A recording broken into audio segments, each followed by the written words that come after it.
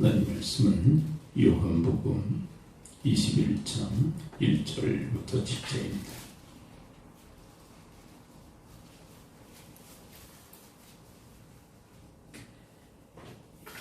우리 한 목소리로 함께 읽도록 합니다. 21장 1절부터 7절 함께 읽죠. 시작. 그 후에 예수께서 후배로 호수에서 또 제자들에게 자리를 나타내셨으니 나타내신 이름이라고 하니라.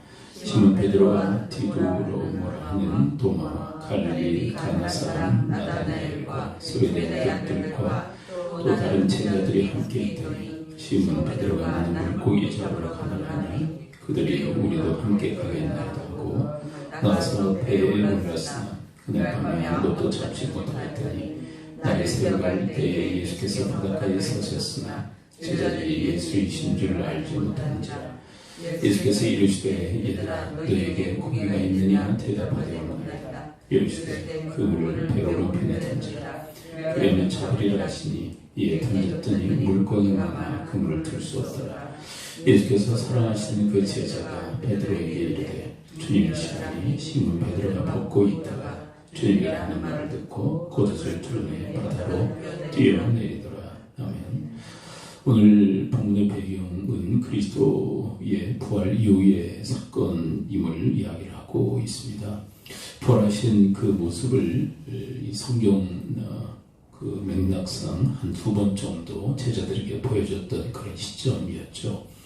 그럼에도 불구하고 베드로를 위시한 다른 제자들이 함께 낙향하는 모습을 보게 되어집니다. 3절에 보면 시몬 베드로가 나는 물고기 잡으러 가노라 하니 그들이 우리도 함께 가겠다 하고, 그 물고기 잡으러 간다는 것은 바로 고향으로 다시 내려가겠다는 이야기고요. 이에 합세하는 제자들의 모습을 보게 되어지죠. 그 주동자는 바로 시몬 베드로였음을 이야기를 합니다. 좀 앞뒤가 안 맞는 그런 구성이라고 할 수 있겠죠. 그리스도의 부활을 한 2번 정도 목도했음에도 불구하고 그는 낙향했다. 그리스도께서 당신의 그 부활을 보여주신 목적과는 전혀 다른 딴판의 삶의 모습이라 할 수 있겠죠. 왜 그런지에 대해서 우리가 좀 이해할 필요가 있는데요. 우리는 이미 알고 있는 내용이기도 하죠. 그가 자기 자신에 대한 도저히 용서할 수 없는 그리스도를 향한 그 배신, 배반 때문에 그렇죠. 베드로는 특별히 예수님과의 그 대화 속에서 호언장담했던 인물이죠. 네가 나를 3번 부인하리라 라고 하는 주님의 경고에도 불구하고 나는 죽을지언정 주님을 부인하지 않을 것입니다. 그리고 시험에 들지 않도록 기도하라 했음에도 불구하고 기도하지 않은 중요한 이유 중에 하나가 자신에 대한 어떤 그 믿음, 자기 신뢰가 너무나도 강했기 때문이죠. 나는 그럴 사람이 아니야. 난 주님을 배반할 사람이 아니야. 주님이 나를 어떻게 보고, 그러면서 자기 자신에 대해서 아주 자신만만했던 인물이죠. 근데 정작 그리스도의 그 잡히시는 모습, 그리고 고난 받으시는 그 과정에서 철저히 자기 자신에 대한 그 실망을 하게 됩니다. 그 자기 자신에 대한 그 실망은 이루 말할 수 없는 좌절과 절망을 갖게 만들죠. 우리가 인생 또 신앙생활 하다 보면 자신의 어떤 연약함, 한계에 부딪힐 때가 있죠. 그로 인하여서 자신에 대해서 도저히 용서할 수 없는 그런 나락에 떨어지는 경우들이 있어요. 제가 그 같이 이렇게 사역을 했던 그 목사님 중에 한 분도 자기 자신에 대한 좌절과 절망이 얼마나 큰지 목회자의 그 자리에서 떠나서 좀처럼 돌아오지 못하는 그런 분이 계셔요. 제가 좀 심각하게 그분과 대화하는 그런 시간들을 좀 가졌는데 왜 그러시느냐고, 하나님께 이 목회의 직을 받았는데 그리고 잘 감당하겠다고 서원해서 목사가 되었는데 왜 이 목사직을 내려놓으려고 그러냐고. 근데 그분의 그 이야기는 이거예요. 자기 너무 부족한 사람이라는 거예요. 그래서 도저히 이 성직을 감당하기 어렵다. 어떻게 보면 이 베드로의 모습과 많이 닮아 있는 것이죠. 자기 자신에 대한 어떤 그 극심한 어떤 자괴감. 나 같은 사람이 뭘 할 수 있단 말이에요. 여러분, 이 베드로가 바로 그런 지금 상황에 처해 있는 거죠. 나 같은 사람이 도대체 뭘 할 수 있단 말이에요. 주님을 배반하고 배신했던 내가 도대체 뭘 할 수 있단 말인가 라고 하는 자기가 빠져서 좀처럼 회복되지 못하고 헤어나오지 못하는 그의 모습입니다. 근데 중요한 것은 그에게 예수님께서 찾아오셨다는 것이죠. 7절을 함께 읽어보도록 할까요? 7절 함께 읽습니다. 시작. 예수께서 사랑하시는 그 제자 베드로에게 이르시되 주님이시라니. 시몬 베드로가 벗고 있다가 주님이라 하는 말을 듣고 그를 둘러 바다로 뛰어내리더라. 이 본문의 이 내용을 이렇게 따라가면서 많은 이들이 관심을 기울이는 것은 물고기 많이 잡았다. 밤새도록 그물질을 냈으나 물고기를 잡지 못하다가 주님의 명령에 의해서 153마리의 물고기를 잡았다. 거기에 많이 초점을 맞추는데 그건 인간의 관점이죠. 그게 중요하지 않다는 얘기가 아니라 중요한 것은 153마리의 물고기를 잡은 게 중요한 게 아니죠. 베드로에게 있어서. 여러분, 베드로는 어떤 사람입니까? 지금 상황이 부활하신 주님을 만났음에도 불구하고 낙향한 상태거든요. 부활하신 주님을 목도에 있음에도 불구하고 낙향한 인물이에요. 153마리 물고기 잡은 것이 그에게 대단한 일일까요? 그거 아니잖아요. 지금 이 베드로에게 있어서 가장 중요한 것은 뭐냐면 주님께서 그에게 들려주시는 말씀이 가장 중요해요. 그에게 들려주시는 음성. 여러분, 이 예수 그리스도께서 지금 낙향에 있는 베드로를 위시한 제자들에게 나타나셨다는 것은 그들을 찾아가셨다는 이야기입니다. 여러분, 우리의 언어에는 여러 가지 형태가 있죠. 우리의 말만이 언어가 아니라 우리 바디 랭귀지라고 해서 우리의 몸으로서 우리가 언어를 구사한다는 이야기가 있지 않습니까? 여러분, 세 번째 주님께서 그들에게 나타나신 것은 바로 몸으로서 그들을 향하여서 말씀하고 있다는 것이에요. 어떤 말씀일까요?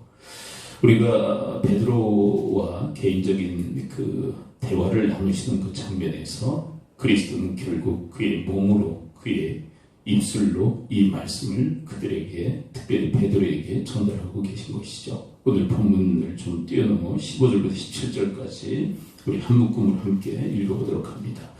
요한복음 21장 15절부터 17절. 그리스도는 바디랭귀지로 그리고 여러 가지 행동과 말씀으로 결국 베드로에게 전달하시는 메시지는 무엇이었을까요? 15절부터 17절 함께 읽어봅니다. 시작. 그들이 조각 먹은 후에 예수께서 시몬 베드로에게 이르시되 요한의 아들 시몬아, 내가 이 사람들보다 나를 더 사랑하느냐 하시니 이르되 주님 그러하나이다. 내가 주님을 사랑하는 줄 주님께서 아시나이다. 이르시되 내 어린 양을 먹이라 하시고 또 두 번째 이르시되 요한의 아들 시몬아, 내가 나를 사랑하느냐 하시니 이르되 주님 그러하나이다. 내가 주님을 사랑하는 줄 주님께서 아시나이다. 이르시되 내 양을 치라 하시고 세 번째 이르시되 요한의 아들 시몬아, 내가 나를 사랑하느냐 하시니 주께서 세 번째 내가 나를 사랑하느냐 하심으로 베드로가 근심하여 이르되 주님 모든 것을 아시오매 내가 주님을 사랑하는 줄 주님께서 아시나이다. 예수께서 이르시되 내 양을 먹이라. 세 번 질문한 것은 세 번 부인했기 때문이다. 그런 얘기도 있는데 그런 의미가 강한 것은 아니에요. 계속 반복적으로 그 이야기하시는 내용이 중요한 것이죠. 네가 나를 사랑하느냐라는 질문을 하고 계세요.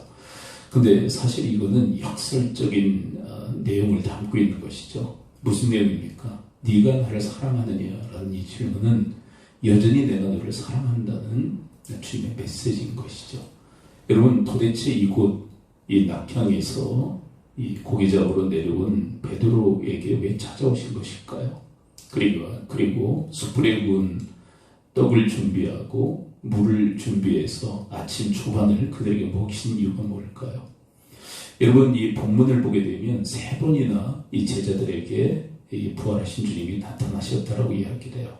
그리고 이렇게 질문하시는 베드로를 개인적으로 만나서 이런 질문을 하시는 이유는 도대체 무엇일까요? 여기에는 주님의 중요한 메시지가 담겨져 있는 것이죠. 이 질문에도 이 중요한 메시지가 담겨져 있는 거예요. 내가 너를 여전히 사랑한다는 것이죠. 내가 너를 여전히 사랑한다. 여러분, 이 베드로, 우리는 베드로가 아니죠. 그래서 이 베드로의 이때의 심정이 도대체 어떠했을까? 우리 상상할 수도 없겠죠.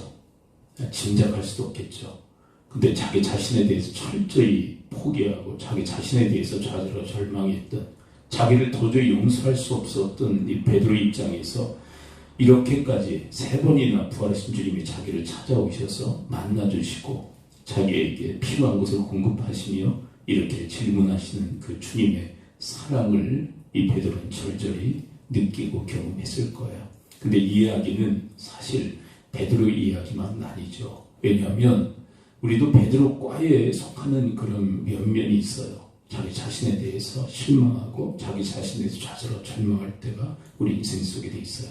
자기의 어떤 그 연약함, 자신의 부족함, 자신의 그 못난 면 때문에 이 베드로처럼 이렇게 철저히 깨지고 절망할 때가 있다는 것이죠. 근데 중요한 메시지가 이것입니다.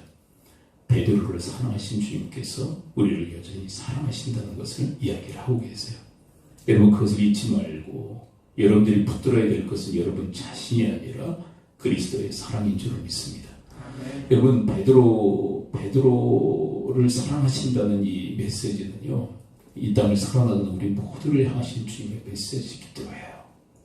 그래서 이 말씀을 우리가 나의 것으로 들을 때, 나에게 주신 음성을 들을 때 우리도 회복될 수 있는 것이죠.